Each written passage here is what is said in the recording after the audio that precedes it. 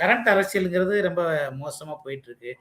நீங்க சொல்ற மாரி வந்து 3 எம்எல்ஏக்கள் விலகி ஒரு கட்சியில போய் சேரக்கூடிய அவல நிலை இருக்கு தமிழ்நாட்டுல. இதுக்கு வந்து குதிரை பேரத்த விட மோசமான மெகா குதிரை பேரமா இருக்கு. ஒரு கட்சியில வெற்றி பெற்ற சட்டமன்ற உறுப்பினர்கள் மக்களுடைய எண்ணங்களுக்கு எதிரா அவர்கள வந்து ராஜினாமா பெற சொல்லி இன்னொரு கட்சியில சேர்த்து, மக்கள் தான் இவங்களுக்கு தகுந்த தண்டனை குடுக்கணும். இன்றைக்கு வந்து கொள்கை அரசியல் பேசுற கம்யூனிஸ்ட் கட்சிலாம் ஏன் வாய் மூடி மௌனியா இருக்கு?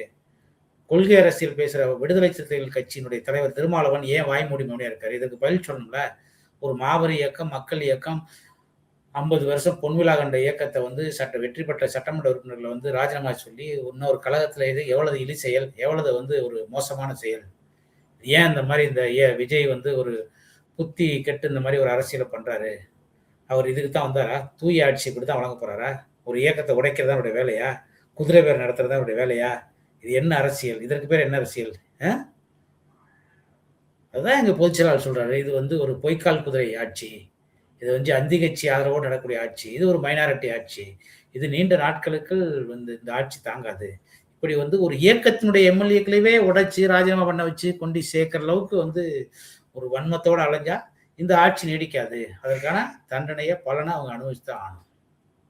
அதாவது இன்னைக்கு ஒரு மிகப்பெரிய அரசியல் சோபா மாடல் ஆட்சி நடத்திட்டு இருக்காரு. அதற்கு பின்னணியில யார் இருக்காருன்னு உங்களுக்கு தெரியும்.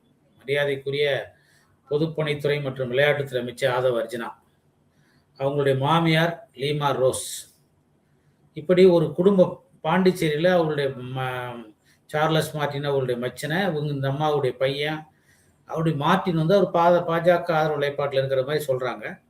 இப்படி ஒரு குடும்பமே அரசியல் இருந்துக்கிட்டு அவங்களுக்கு ஒரு பெரிய சுப்ரியாரிட்டி காம்ப்ளெக்ஸ், தமிழ்நாட்டு அரசியல் நம்ம தான் தீர்மானிக்கணும் அப்படிங்கிற சுப்ரியாரிட்டி காம்ப்ளெக்ஸ்ல வந்து அனைத்து கட்சியிலையும் வந்து விஜயோட ஆதரவோடையும் மருமகன் ஆதவ் அர்ஜுனாவுடைய தூண்டுதல் பேர்லையும் ஒரு மிகப்பெரிய குதிரை பேரத்தை, குதிரை விளையாட்டை நடத்திட்டு இருக்காங்க.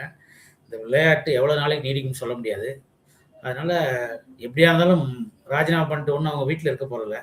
தாவேக்கள் மக்களை தான் சதிக்க வர போறாங்க. மக்கள் தான் எஜமானர்கள். அதனால மக்கள் ஒரு மிகப்பெரிய அவங்களுடைய எண்ணங்களுக்கு எதிராக, அவங்களுடைய விருப்பங்களுக்கு மாறாக ஒரு முடிவு அந்த சட்டமன்ற உறுப்பினர் எடுக்கிறாங்க. அதனால மீண்டும் மக்களை சந்திக்கும் போது அவங்களுக்கு கண்டிப்பா இவங்களுக்கு உரிய தண்டனையை வழங்குவாங்க. ஓட்டு போட்ட மக்களுடைய மையினுடைய ஈரம் காயம் முன்னே மக்களுடைய எண்ணங்களுக்கும் விருப்பங்களுக்கும் வந்து எதிராக வந்து ஒரு நிலைப்பாடு எடுக்கிற சட்டமன்ற உறுப்பினருக்கு மக்கள் தான் தண்டனை கொடுக்கணும்.